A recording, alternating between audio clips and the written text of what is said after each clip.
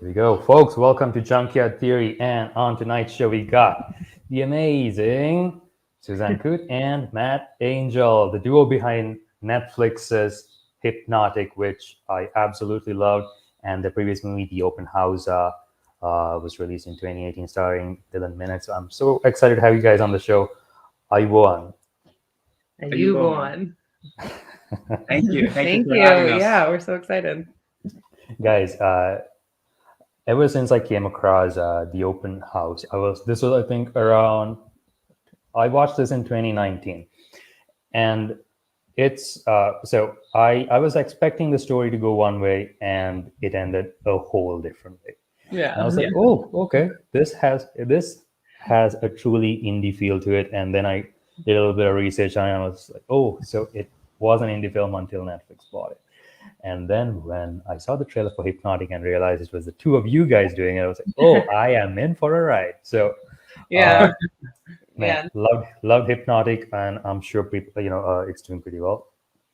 And I want to just start off by going way back. How did you guys, get interested in film? What's your origin story? What are your origin stories? Sure, I'll go. My dad, his name's MattAngel. He's a producer, and I grew up when I was like 4, 5. I lived in Toronto with my family. He was making Goosebumps. He was a producer of Goosebumps, the TV series.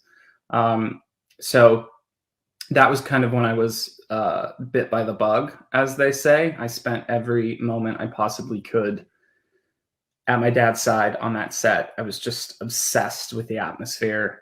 I loved it. I wanted to do all of it. I didn't know what I wanted to do. I wanted to be the director. I wanted to be the actor. I wanted to be my dad. I wanted to be, the producer. I wanted to be the writer. I loved all of it. And I knew in that moment that I was going to be in the film industry for the rest of my life. I don't think I knew. I don't think I could have worded it as such when I was 4 years old. But it was just kind of in my blood at that point. And so when I grew up in kind of a suburban neighborhood in Southern California, and my mom didn't want me to be. I really wanted to be an actor, and my mom didn't want me to start as a child. So it wasn't until I was entering high school that it felt like a good kind of transition phase into adulthood or adolescence, I guess, version of adulthood. I don't know. That my parents were like, all right, like, you're a little older. We're gonna let you start to do stuff if you want to get into acting. And so I did. I started doing all the. I went to a high school in Los Angeles. I started doing all the theater productions. I spent every waking moment I could at theater. I would get my schoolwork done, and then literally the bell would ring at 3:00, and I'd be there till 7:00 at rehearsals, or as we got closer to shows, 11:00 at rehearsals. So it was everything I did. It was everything. Got my first agent, started acting, started writing in my early 20s, knew that I was writing to direct. Like, I wanted to write so I had content to get behind the camera and direct. And that was kind of the beginning of my behind the camera career. And that's where I do both now. I do both in front and behind, but I'm kind of, that's where I am. That's where I'm at now. Take it away, Suze. Oh, okay. Well, let's see. I just knew from when I was about 10 that I wanted to be a director. My uncle is a director. His name's Alex Graves, and he was just like my biggest inspiration. And he still, obviously he's a huge director and he does great stuff. And I just was like, whatever he's doing, I want to do. And then as well, my dad was a producer. But I just knew, just started from like plays in my backyard, directing everyone. I love telling people what to do. Just kidding. Kind of, just a little kidding. So you were the bossy person. Yeah. And but I also loved the family aspect of it. Like having experts, heads of departments that are just so much better, like brilliant artists in their own right. That was I love that. And yeah, so I went to the New School in New York, and I studied film as well as jazz singing. And yeah, I came back home to LA and met Matt, and we just wrote, we'd go to our day jobs. He had a different writing partner at the time. And I was working in development at Illumination, and we would just come home and write after our job, after our day jobs. And that's how we got Open House. Yeah. I mean, obviously that gets a little bit into our personal relationship, which is like we were dating first. Yeah. We met in the industry. And then we had moved in together and gotten engaged. And it was like, what if we write together? And we're like, well, that will surely destroy our relationship. We'll definitely break up. But let's go for it. And it worked, and we loved it. Every moment of it. It was just like a dream. And then we were like, well, we both want to be directors, and really the way to get things made in this industry and to get your voice heard is to just do it yourself. What if we co-directed this? And we were like, well, that will surely destroy our relationship. And then that didn't happen. It worked great. And then we were like, well, we can get married now. Yeah. Like this is like a really good insurance policy. Yeah. If we can do that, we're good. Yeah. 100%. And that's what I kind of wanted to ask you guys about next. So working together, you were dating and now you're married. And, how has that dynamic kind of like evolved, from your first film coming up to Hypnotic? I mean, we're just expert communicators, I would say. Yeah. Yeah. Because it's only helped our personal relationship. But on set, you have to be, if you're co-directing something, you have to be an expert communicator, because there's no time to be like, what? Like, I don't understand. And here's the thing, we don't like talk about this a lot, but it's definitely worth mentioning because I think it's kind of fascinating. We were a couple. We decided we were going to direct our first film together. It was going to be every dollar we had to our name put on the screen. And then every dollar we didn't have to our name but could get on a credit limit. And so we literally went to couples counseling. Oh, yeah. Before we stepped on set, so that we could learn how to be a stronger, more communicative couple. So it didn't destroy our relationship to work together, because we knew communication lies at the key of a healthy relationship, and directing partners, it's a relationship. And so we had kind of like, the stakes were high for us because we're crazy about each other. And it was like, we don't want to do anything that will ultimately damage our relationship. Like, that's not worth it. And so we literally went to couples counseling so we could learn to be more communicative as partners, both in our relationship and on set. And we did it when we did it because of the open house and knowing we were about to make an indie film. Yeah. And it taught us a lot. It taught us a ton, and it led to us writing the 10 Commandments of co-directing, is what we call them. And it was like our guidelines. And you don't break these guidelines, because if you do, you're going to have communication issues. And if you have communication issues, it could be detrimental to not only your directing partnership, but more importantly, your personal relationship. And the one that was kind of sums it all up and is the most important one was, you can never settle. So what that means is, and this kind of goes into the bigger answer to your question, how it's evolved. We can never say, prep is everything for us. Prep, as co-directors, you have to prep more than any director will tell you it's the most important part of a film. But as co-directors, if you don't have double importance behind it, you're going to be walking onto a set with 100 plus crew members under your guidance, and you're going to be having discussions that you don't have time to have.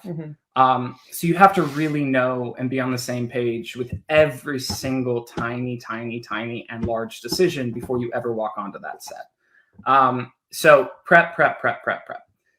But that leads to the commandment that was most important, which is we never settle. And what that meant is, like, if I have an opinion on something and Suzanne has an opinion on something, at no point does one of us get to go, all right, fine, just do it.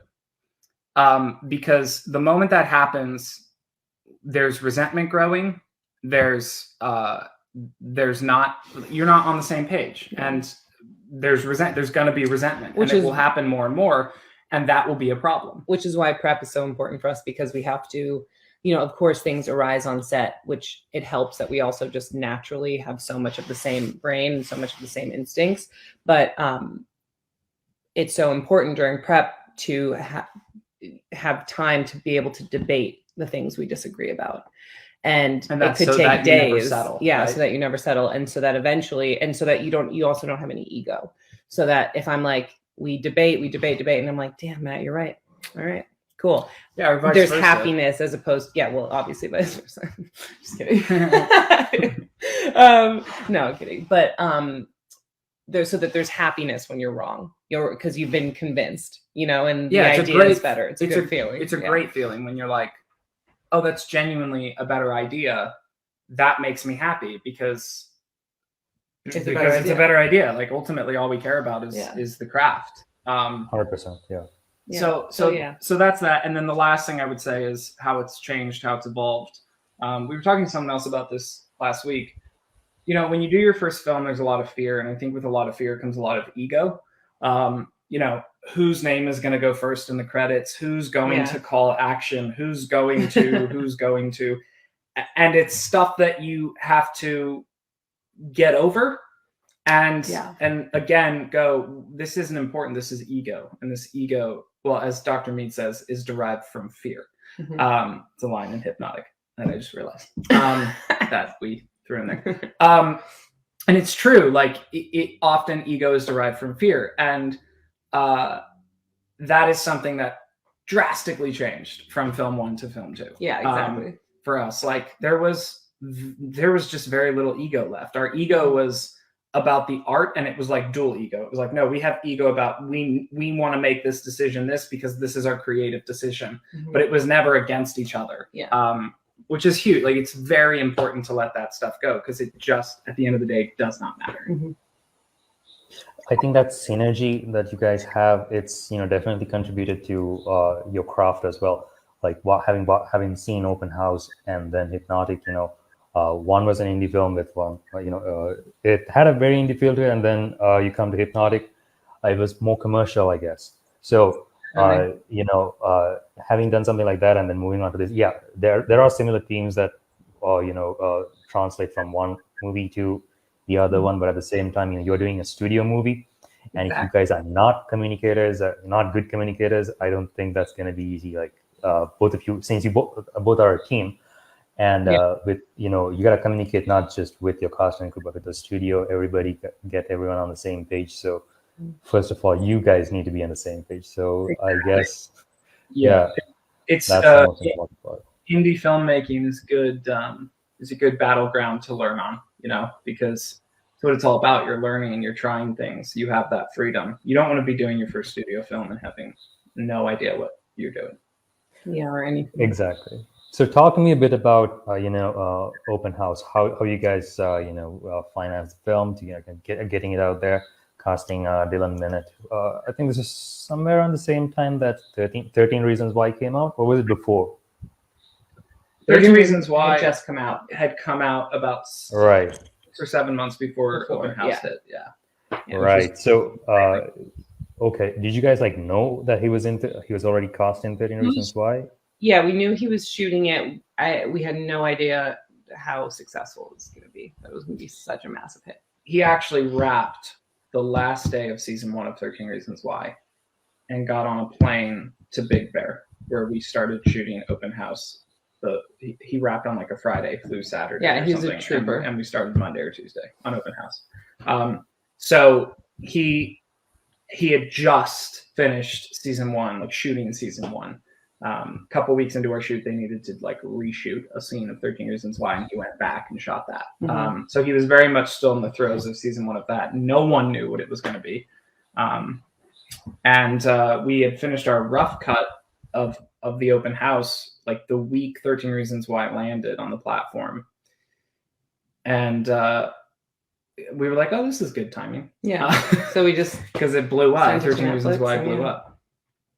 And they really wanted, Netflix really wanted to, rightfully so, keep Dylan Minnett and his unbelievable talent, like, you know, in the family. And so they really responded positively to open house, and they thought that the audience would enjoy it. And so, so they picked it up, which was great. So it was a little bit of a lightning in a bottle situation for us. The reason we knew Dylan and got him in our film is I have known Dylan for probably a decade now. And just through other, I don't remember how we met, but through other connections in the industry, and we became friends. He was like a little brother to me. And so I knew him from when he was very young, and we'd always wanted to work together. We love, like, we go to Halloween Horror Nights every year together. We would watch scary movies every year together during Halloween. Halloween is like his favorite thing in the world. And so we always knew, by the way, like, if you can't tell, he loves horror films. He's coming out in the new Scream. So we always knew we wanted to work together. We always said, like, when can we do it? What can we do? When can we do it? And so we sent him open house, and we were like, give it a read. Tell us what you think. And he was like, I'm in. And I was like, no, read it first. And it was like, also a girl. It was a girl. It was a girl first. For story purposes, we decided to make it a mother-son, because we felt like we had seen that less than mother-daughter. So it was like a very conscious decision where we had been working to try and get a girl, like, to get it made with a girl. And the more we thought about the more we were like, there's something different about a mother-son dynamic that we want to bring to this. What if we make it a boy? And the moment we made that decision, we were like, well, who can we go to? Well, let's see if Dylan wants to do it. But yeah, it was like, read the script. And he was like, no, I'm in. I mean, I'll read the script, but I'm in. And so that was great. Yeah, he's the best. And do you want to touch on, like, how we got it financed, all that? Yeah, well, we just saved enough money for rent for like 4 months, and then put every single dollar we had and opened up every credit card we could find, and got so many credit cards. We have a Ziploc bag full of credit cards. They're all paid off now. They're paid off. But like symbolic now. Thank goodness. This baggie also just keeps getting older and grosser. And I'm never getting rid of that bag. Yeah, let's just see how long it lasts. But yeah, and then we just got a handful of small investors. Mm-hmm. And people close to us, like family and friends. Yeah.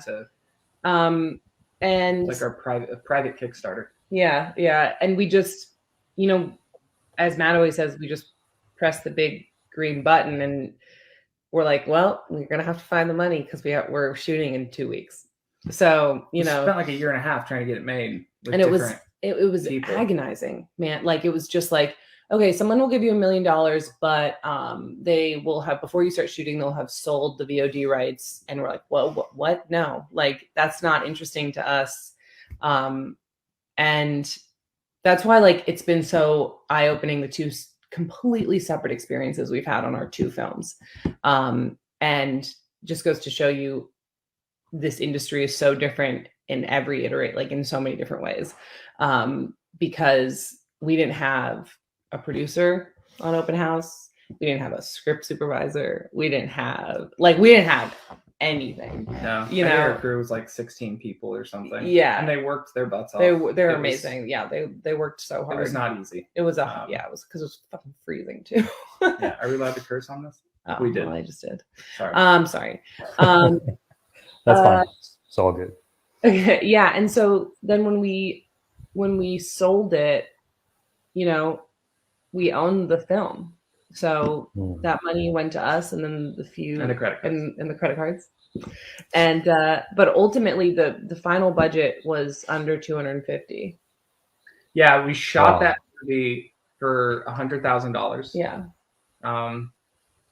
And that was with like the reshoot. Like, it was like $65,000. Yeah, and then we had to reassemble and go do more days. And by the time we were done, it was like $100,000. And then we sold it. And once we had sold it, okay, it's going on Netflix. Let's like finish the movie. We don't want to finish it and go ham and spend a ton of money we don't have. Let's keep it in the ballpark of a very indie movie that we are controlling.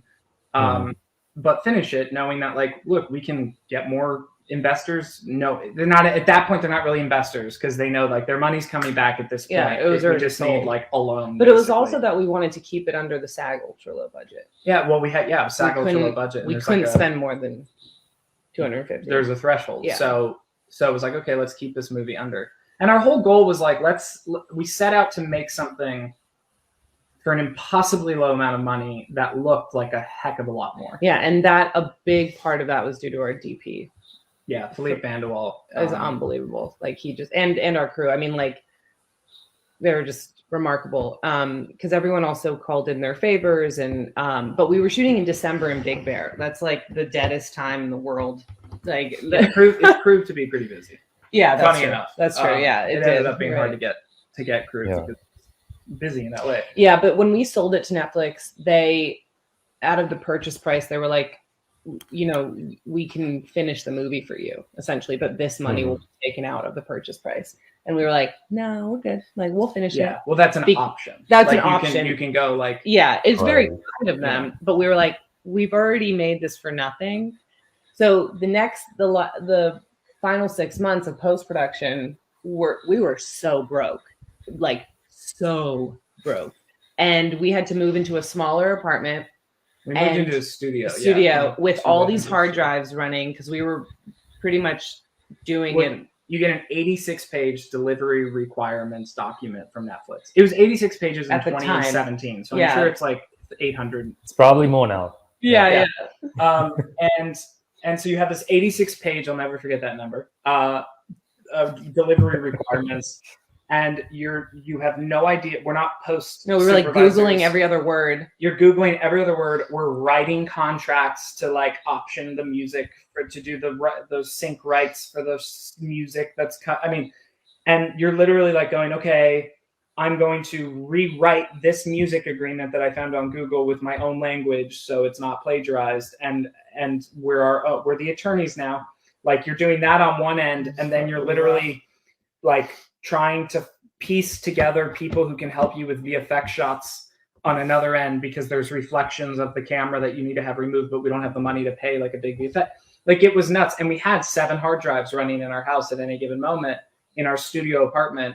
It was crazy. Like we learned so much. Yeah, and then this one time Matt got pulled over by a cop and we literally had $500 in our bank account. Remember that? I think less. Less? Yeah. And he was like I broke down. I just broke down. I was literally like driving to the bank to take out the final money we had to pay a bill. And I got pulled over by a cop with the cash. And he comes out and I just broke down on Ventura Boulevard in Los Angeles. This is why I love him. I have the cash and I'm like, this is all I have. And he's like, dude, you're okay. Let's just calm down. I'm going to let this one slide. Like, you know. It was, but yeah, you know, you learn. That's very kind of him. You learn so much in those times, and you think in the moment like I'm never going to do this again, or I'm never going to get through this. Yeah. And then you get, you know, years later, you look back and you're like, man, those were good days. Yeah, good time. There's always that little feeling of nostalgia that comes when you kind of try to recall all the shit that you went through. So yeah. So speaking about Netflix and all these delivery requirements, like I've gone through some of the stuff that they have online, and it's crazy. Having shot this, and then you guys go pitch this over to Netflix, and then they kind of wanted to. I think I read up somewhere that they wanted to make it a Netflix original. Mm-hmm. So all the footage that you shot, I'm assuming you had to probably rename it according to their conventions. All the files, everything. I don't know, whatever. So, talk to me a bit about that process, like a little bit more from what you just mentioned. In terms of the delivery, yes, because I've also heard that you have people outside who kind of do the delivery, like they prep everything. Normally, yeah. Well, we did have Netflix. Yeah. We did have Netflix post with us, and they're amazing. So, but what they do is they're telling you what to do and kind of helping you get the people you need to do it. So like we're not the ones doing the quality control, on the film, but you still have to, we're the ones finding the vendor as opposed to. We didn't have a post-production super. I mean, we did it at the end, David Oh yeah, that's right. Yeah. Yeah. Because it got to Tom, it got to a certain point where we were like, I think we might die. Yeah. It's just, this is why you have professionals. You know, we learned a lot. Yeah. But I don't want to do it again. Yeah. I just thank God for the Netflix post world and all that, because we were doing everything in so much as we were the ones picking up the phone and making the calls and looking up definitions of things. And there were plenty of jobs that we did that we didn't have people doing because we couldn't afford it. But I think it was just a kind of all hands on deck. There's 4 hands we have here. Yeah, 4 hands on deck.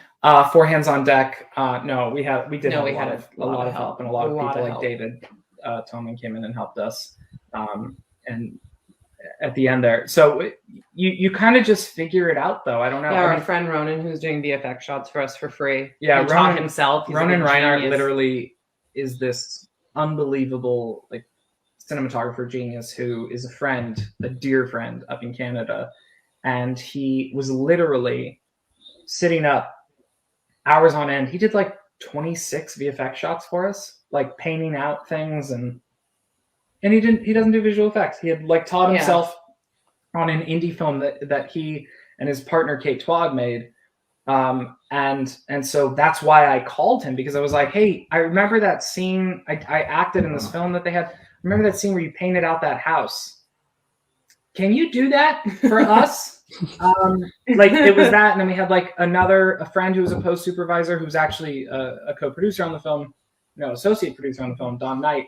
She got us connected with like a post VFX house up in Canada. They did a handful of shots. There was another group that was helping. It was just kind of an all hands on deck, like piecemeal kind of process. Yeah, I feel like part of me blacked out a lot of it. A lot of it, yeah. But we did reshoot the ending. We called our executive Ian Brick over at Netflix, and we were like, "Hey, we want to reshoot the ending." Was it the same thing, or was it different? Same idea, same concept. The man in black pulls up to another open house, but the execution we had the first time was just terribly done, and we wanted to do it in a way. We wanted to make it a little better. Gotcha. So we asked if we could reshoot it. But again, like even that was 4 of us. It was the 2 of us, our DP, and a camera operator who we rented for the day with his camera. Yeah. Oh, and no, did Ed do it? Ed didn't do it that day. Yeah, he did. Did he do it? Mm-hmm. Oh, okay. So Ed played the man in Who's black. my uncle. Who's your uncle? He's not an actor. Like we said, all hands on deck. Indie filmmaking. And he's really tall and has big hands. And we were like, you'd be really good for a sequel. You work for free because you're not an actor. And he was like, I guess. We paid him. Yeah. It's not a lot. Not a lot. Sorry. That's amazing. That's so cool, guys. Shout out to Uncle Ed. Yeah. Yeah. Anyway, it was like, okay, so 5 of us that day, and we literally like showed up in the middle of Ventura County and found this property, and we were like, go. Like, didn't pull permits. I mean, it was just guerrilla filmmaking. Like, you just do what you have to do. So yeah, that was the end process. I don't know if that answered your question, but it was more of the all hands on deck kind of. I don't remember what the question was. Like, this is so fascinating. Like, stories for days on open house. Yeah. That was it was crazy. Moving on to Hypnotic. Like, you guys, you sold the movie to Netflix, and then here you go. You're working with Netflix, creating something for them from the get-go itself, from the pre-production stage. So talk to me a bit about that. Having worked on an indie film and then your first major studio movie, what was that like? Yeah, it was interesting. They came to us to direct and to do a little rewriting. So it was interesting not working on something that wasn't our original idea. Yeah, when you come in as directors, typically most directors are rewriting, as in not really rewriting, but like polishing. You're just kind of polishing it, to steer it into your vision. And so you're polishing. That's what we were doing on this. Right, and like a location could change or whatever, and and you're there on the day, and you just figure, you're the one. If you're a writer director, as we are, you're the one who's taking kind of those reins and figuring that out. Yeah. There's things I love about both ways of making movies. Matt's mom ran Crafty, an open house. She was really good, but she's not as good as actual Crafty. Yeah. So like there's those things that are really important. But just walking onto set, like having sets built for Hypnotic by our phenomenal production designer. We were just like, we would do this thing where we'd be like, zoom out. Like, this is crazy. The amount of money spent on Hypnotic versus open house. But when you come down to it, like it all always feels the same. When you're in it, it feels the same. Yeah. But yeah, there are many zoom out moments where we were like, we'd get stressed out, we'd be overwhelmed, and we'd look at each other and go, it's all good. Zoom out. Look at what we're doing. Yeah. Like, look at this incredible crew. Look at these incredible sets. Look at these incredible actors. We're doing our first studio film. Like, we got a call to direct a film. It's our dream. Like, and we're doing it for the first time at that level. So that part of it was crazy. Like, you're in a production office and you have a printer. That's not right. You have, I'll never forget so most of the sets, most of the locations in open house that you see in the film are built. Hypnotic. Oh, Jesus. Hypnotic. No sets were built. No sets were built on open house. Zero sets. Hypnotic. No, Roger Fires, our production designer, is a genius, one of the most talented men I've ever encountered in my life, and now lifelong friend because he doesn't have a choice. Yeah. Did you hypnotize him? Yes. Yeah, he has no idea. cut out this part of the interview, so he doesn't know. No, he's just brilliant, and he designed these incredible locations. We gave him kind of he brought so much to the table that made us go like, oh shit, got that. But we gave him kind of our like comps of like, this is atmospherically what we want for this. This is this character. This is that character. And we talked through all that. He designed these sets. They build them. And the first day we showed up, there's like an app where where you have to check in because of COVID every day. And you have to scroll down to like your department and then your name. And I'll never forget when the construction department showed up on the app.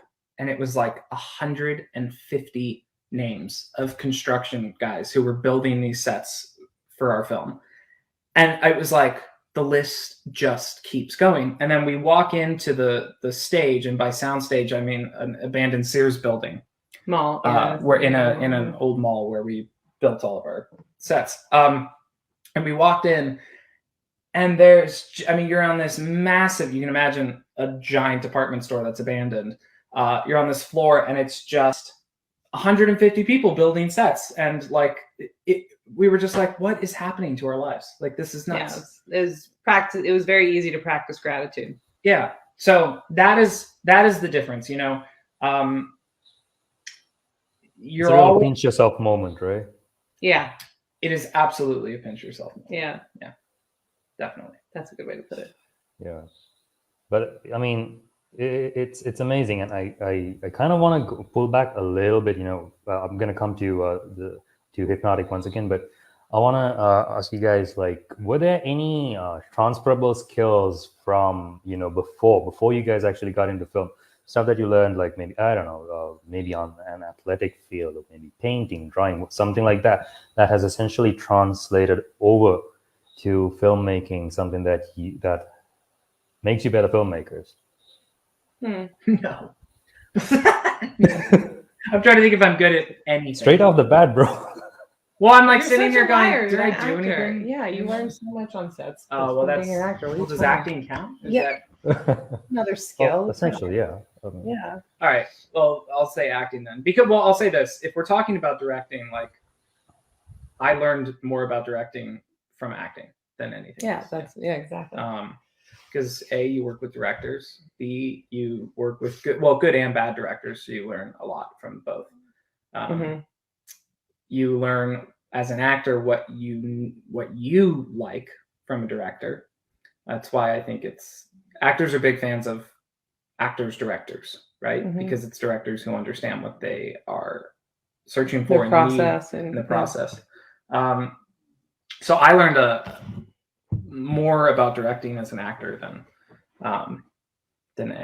anything else. I don't know though if I have like other. Do you have? No, I mean I grew up as an athlete, so it everything I learned as an athlete, I feel like applies to most of my professional life in one way or another, and just the ability to know that you can get through hard things and hard moments if you just breathe, because like everything is breath, and it ties into singing too. And when I was in school studying singing, a lot of my track training came into play in terms of breath, and it's always a good reminder of what your body can do physically, and I always will go back to that as a reminder of like, okay, if I can get through that, I can get through this. And I apply that almost every day still. And the other thing is my mom was an art history major, and so art was a big part of my upbringing and still is. And so she always taught me that the painting is the original frame, and to study where painters choose to put light. And to this day, it's like my favorite inspiration. I just have on my phone or my computers, I just have files of like art. And, over here, like this painting will be good for this shot in this hypothetical movie that I maybe one day will make, because it's true. It's the original frame. And that's why, like, you don't need to have a film degree to make movies, like at all. You can, and that's fantastic, but you really don't. Like art history, you just have no degree. You could have not gone to preschool. You know what I mean? Like him, like he went to preschool, but preschool graduate. I did kindergarten twice, so that might be the trick. Yeah, but I'd say, art is a huge inspiration for me. That's something I learned a lot about from Suzanne too. I was born and raised in LA, basically.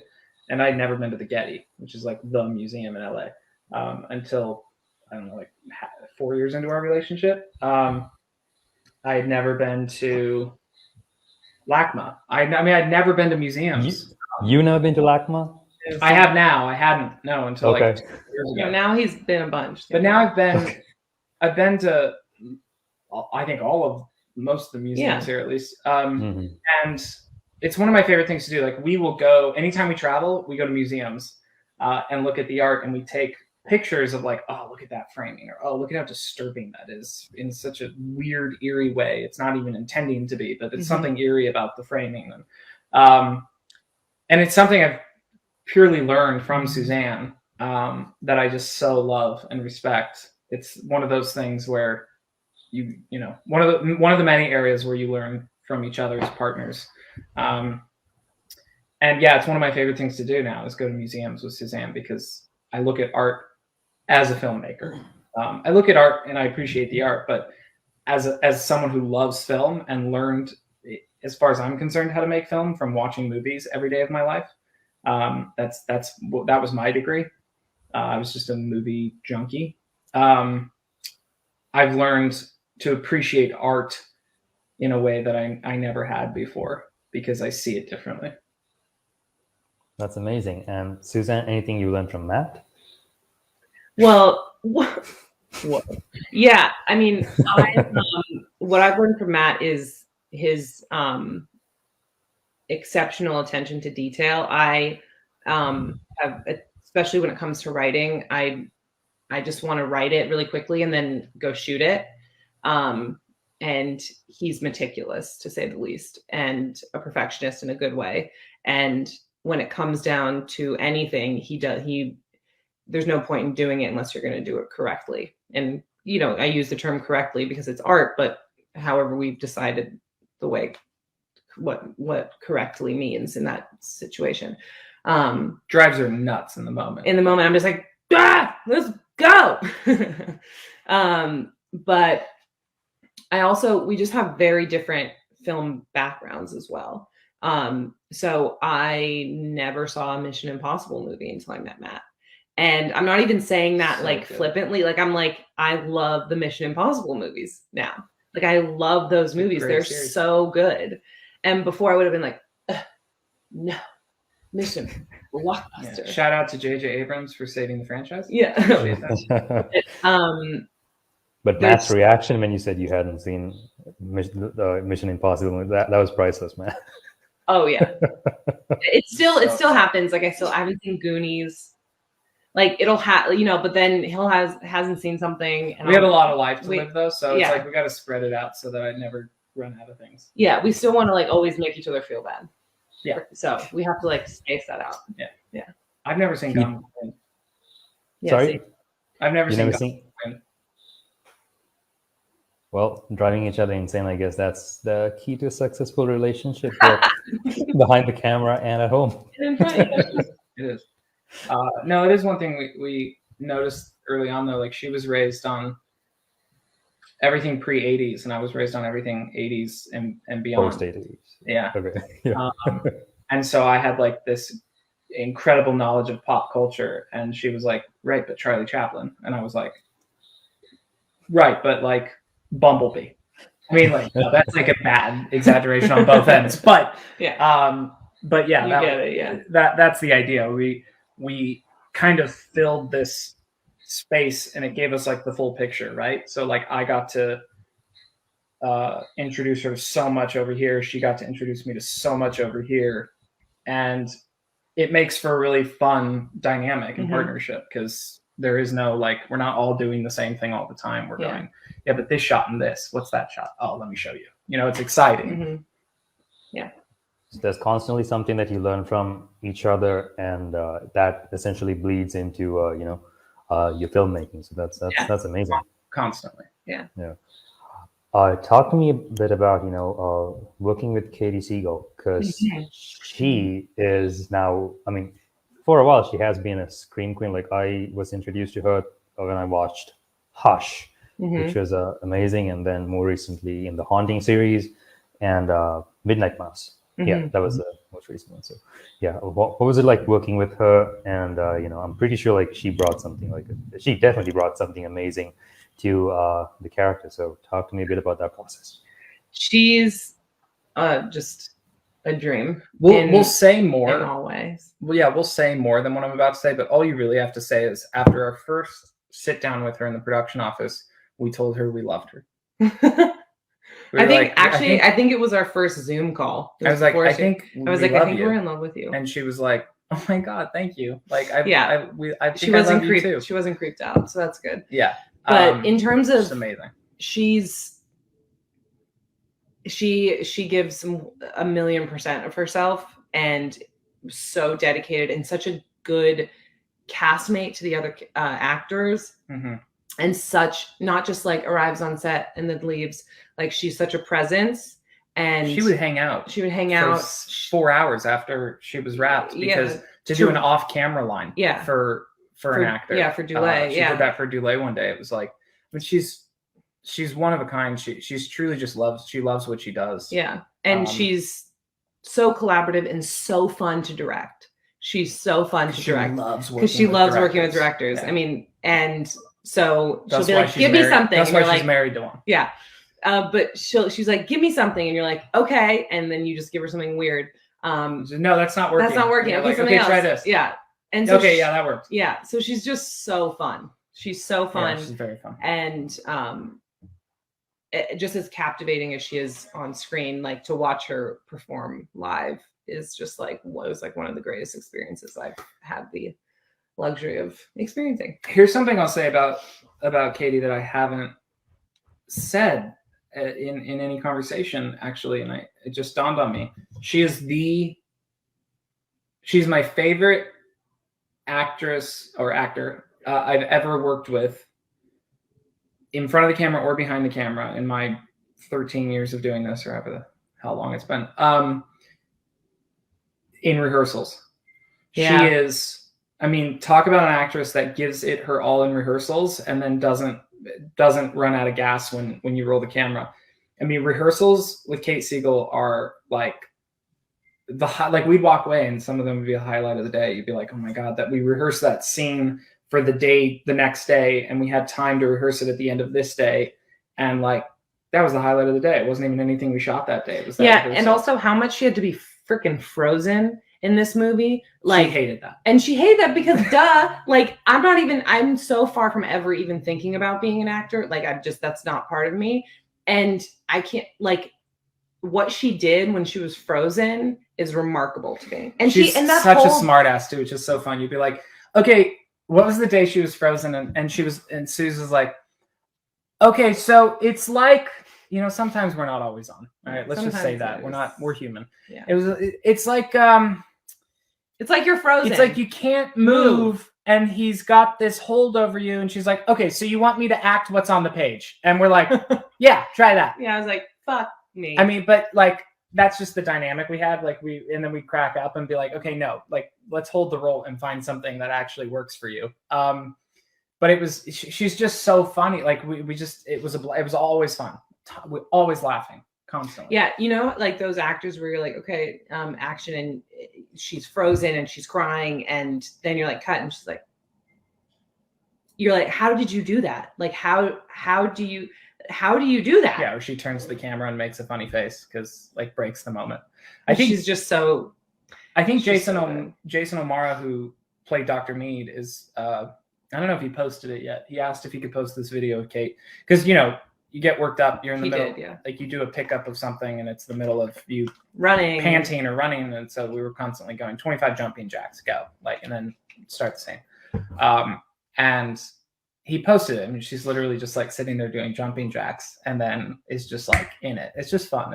She's very fun to work with. That's visible. And talking about Jason Omaro, he made a very terrifying Dr. Mead. I mean, I know. Thought of from the at the start, you're like, I've seen the trailer, right? But when he comes on to say, you're like, oh, he's a nice guy. Like when you see him initially in the movie, and then as it progresses, you're like, oh my God, I want to kill this guy. Yeah, and you know what's like the script that we were working with, like Dr. Mead's bad. You know, we weren't trying to hide that. There was no twist. There's no hiding that. There's no hiding that. It's not a whodunit. It's a he's doing it. What? Yeah. And why? And so that's and Jason just played that so masterfully where you're like, I kind of want to date him. I kind of want to marry him. I kind of want to kill him, but I also want him to be my therapist. So, and then at the end you're like, oh no, you're just insane. But that's not easy to do. I mean, like, it would almost be easier if the way the script was written, like, who's the bad guy? Who's the bad guy? Who's the bad guy? Oh, he's the bad guy. But knowing that he is, from the minute you see him, from the trailer before you've seen the movie, and still wanting to watch him, and I don't know. I mean, again, we and with Dulé as well, like, we just got so lucky with our 3 leads and then our supporting cast too. Like, and shooting during COVID too. Like, talk about a hard directing task. Like, we just like gesticulated a lot, you know, because you have they're unmasked and everything, but we have a mask and a shield, and Matt has glasses, so his was always just foggy. Nightmare. And yeah, we had dinner with Kate and Jason, and Mike Flanagan joined us for dinner, and he was telling us about how they were shooting Midnight Mass. That was the last thing they'd shot. I think it was Midnight Club. Something else he was doing. Maybe he had just shot the pilot. Probably Midnight Club. Probably Midnight Club, yeah. And he's like, you know, it's COVID, and so you're like he's like, just be very expressive. Like, use your hands because you have nothing else. Because you're literally just like this. It's just crazy. Yeah, it's crazy. So we took that advice. But I mean, look, I had worked with Jason on a show called Complications for USA Network about 5 years ago. And I knew I was like never going to let this guy go. He's so wonderful to work with. And that was such a different dynamic because we were working together in front of the camera. But he was so wonderful to watch as an actor with the directors. And then he was so wonderful to work with as an actor. I was like, I mean, this guy, his resume speaks for itself, but he's so good. He's so talented. He gives everything. I know we said that about Kate too, but that's what made for such a good, duo. It was constantly just a gift to work with both of them. And yeah, he just brought something to the character and there was always this conversation the whole time through shooting, prep, through shooting of like, what is the moment? What is the moment where, yes, we get that he's a psychiatrist that's going to, or therapist or psychotherapist who's going to his patient's party. So the cat's out of the bag, right? And we're not going to deny that. We're not going to try and hide that. The moment you try and hide that, you're calling the audience stupid. That's why we snuck in the line, I only follow the rules 95% of the time. Yeah, like you needed to give a little kind of something or other. Yeah. But we weren't going to pretend the audience was stupid because you never want to do that to your audience. So it was like, all right, but what is the point where he becomes outwardly his true self? And it was always this fine line. And we had a lot of fun with that dance with Jason of like a little more here, a little more there, a little more here. But it's really this moment. And the scene where he says, you need to keep doing the work, ego derived from fear, like that, he kind of just drills in to Jen. And it's right after Brian's landed in a coma. We had two versions of that scene, one of which, two takes on that scene, one of which was he played it very kind of therapeutic, and we altered some of the lines so it didn't sound so firm. And then the one that ended up in the film and it was because when we watched it by the time we're in the edit, it was like, no, that's the moment. I mean, look, we're not fooling anyone. Yeah. And if we're going to go for it, let's go for it by this point in the film and really take that leap. And it was such an unbelievable moment in his performance. We were like, we can't deny the audience this take. Like they need to see this. And it was one take. It was just like, it was crazy. And also the way we decided to shoot it in this tight close-up was like, especially because it does go against our slow burn tendencies to have, revealed in the first scene, essentially that Doctor meets the bad guy, but like, yeah, we embraced it, instead of just trying to like maybe make the audience guess, like, no. When your script is your script, right? So shoot your script, shoot the story that was written. That's why it's very different from Open House, but, that's the moment we decided he's getting pissed off at Jen. And the minute he's pissed off, I want to be right in there. And I want to see that the first moment of anger towards her because she's not participating the way he wants her to. And God damn it. Doesn't she know she's going to be his wife? And doesn't she know that he's going to give her the best life she's ever had? And so because both Kate and Jason are so layered, we got, like Matt was saying, we got different performances, and we went back and forth in the edit. Like, is that too firm? Is that too strong? And it's like, no, it's just, this is the movie. It's Fatal Attraction. He's the bad guy, just go for it. Yeah. That's a lot. I'm trying to absorb it all, and like I remember like the movie. I remember the close up, and like I remember the moment where Jason kind of gets like you see that in his eyes. Yeah, he's not too happy about like how she's doubting their work. Yeah, like, it's so nice to see us to watch the movie and then hear about how it was made, like what was going on in your minds when you were on set shooting this. It's just amazing. And I also want to know, so you've done all the prep, you've done all the creative stuff before you roll cameras, and then you're on set. You're trying to stay within budget, trying to stick to the schedule, and at the same time you're trying to problem solve. Yeah. So problem solving versus keeping one eye on the whole creative pathway, which you kind of decided in pre-production. Mm-hmm. Does that help when you have a co-director on board? Yes, because there's two minds to problem solve, Mhm. but and there's two minds to help prioritize. So we come the night before, sometimes the day before, definitely the day before, sometimes the night before or the hour before, we have our shot list. And It depends on what you're coming off of, what day you're coming off of, what scene you're coming off of, because what's changing. What's interesting? We had double the time of prep, double the prep time on open house than we did on Hypnotic. It was our own schedule. Because it was our own schedule. Yeah. Okay. Oh, all right. Yeah. That makes sense. Netflix was backing into a very specific ironclad release date.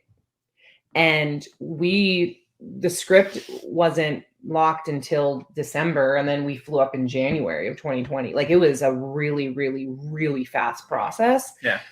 And so with two directors, okay, we have our shot list. It's the same thing with writing. Say what you want in the scene in as few words as possible, right? But give meaning to each word. So if you're going to use $100 word, use it, but you don't need to use 3 adjectives. Use one great adjective. It's the same a lot. That applied, I found, a lot on set when we only had 10-hour days, which we really wanted with COVID. With COVID, it was rough. Crazy. Yeah, we really would have loved 12-hour days, or shoot 24 hours a day. We would have loved that too. That would have been that'd be great. Just sleep while you're standing. But just kidding. But so we would look at our shot list, and the days something happened that throws you off course, which is just going to happen every day. Yeah, every day. And we just look, okay, we don't need that shot. No, yes, we do need that shot because this, and this. Okay, great. We don't need that shot. Fuck. Okay, yeah, you're right. I really wanted that shot though. Okay, and then all of a sudden you have 20 minutes, and you're like, go, we can get that shot we said we don't need, or we don't really need it, but we really want it, and we have 20 more minutes. So go. And that's when it's really fun. But that helps. Or really stressful. Yeah. But that's when it helps to have two brains, because it's insurance almost. Well, it's the moment you walk up to each other and you have your shot list and you go, okay, we don't have time for these 10 shots. We need to cut 4. I think we can cut that shot. No, we can't cut that shot. Why? Mm-hmm. Why? Well, because this, that, and that. But hear me out. We can get what you're saying with this shot. Oh, okay. Yeah. So you have an inner monologue, not inner. Yeah. It becomes a conversation with someone. Yeah. And so that part of it's definitely helpful. It doesn't take away from the fact that all the stressors exist, regardless of one or two of you. All of the last minute shifts and wrenches get thrown into them. All that still exists, but you have the other, the conversation becomes an exterior conversation, which there's a lot to be said for. Yeah. It's nice to hear that coming from you guys, having worked on a Netflix movie, because very recently we wrapped on a shot where we shot for around 17 hours. And towards the end, I was going through the exact same thing, right? How many shots? How can I compress these 10 shots into 5? Yeah, exactly. Yeah. Yep. Exactly. Yeah. That's exactly right. So talk to me a little bit about, the issues that you guys kind of tackled with open house, the thematic material, the grief, the loss, the sense of isolation, and then coming over to Hypnotic, you talk about mental health, hypnosis, talking a bit about that. Is this kind of going to be a recurring theme going forwards as well? Yeah. I mean, I think grief, when we made open house, my dad had just died. And so that was very, it was instrumental. Yeah, it was instrumental. And kind of does grief get easier? No, it just gets, it's almost and this was a theme in open house, it comes in and it never leaves. It moves into your body, into your brain, into your psyche, and it just doesn't go. But you create a space for it and welcome it. And at a certain point, and this doesn't really apply in open house, but you're kind of thankful that it's there, because at what point do you want to stop grieving someone you loved because what does that mean? Does that mean you've forgotten about them? Yeah, open house was an exploration in what happens when grief moves in. That's what we always said, like death moves in. And it's faceless and grips you and Mhm. tears a family apart. That was the open house. It was by no means the uplifting version of coming to embrace grief and nurture it, Mhm. which is the healthier, more appropriate, not even appropriate, the healthier, better way to deal with grief. That wasn't our message in open house though, Mhm. because we're twisted. With Hypnotic, grief, it's funny, we had a lot of conversations about, like, filmmakers say, if you look at filmmakers, you can find kind of common themes throughout their work. Like David Fincher, there's very often the male protagonist who's the obsessive person in search of answers, who destroys their own life in the process of that, in that search. Whether you look at Seven or Zodiac or Mindhunter or any of these things, they're all very they all kind of have that root. And for us, I looked at Susan, I was like, that's interesting, what is our, like, we have two things, but we've written a bunch of other stuff, what is our thing? And we were like, oh, it's grief, it's loss. Yeah. It seems to always find its way into everything we do, and you just don't fight it. Yeah, there was a lot of backstory that some made the movie in Hypnotic, some didn't make the movie, that we really were strongly fought for in the development stage of Hypnotic, because we wanted our characters to have some backstory. Like, we wanted them to have something there. Yeah. And we looked at what Rich DeVideo had put as kind of the big twist at the end with the wife and him trying to bring his wife back, and it was like, oh, okay, so grief is built in. What we didn't have was Jen's backstory, having that grief, and it was very important to us that we represented that in some way. And so that's when we introduced the idea of Daniel, her child that she lost, stillborn. Yeah.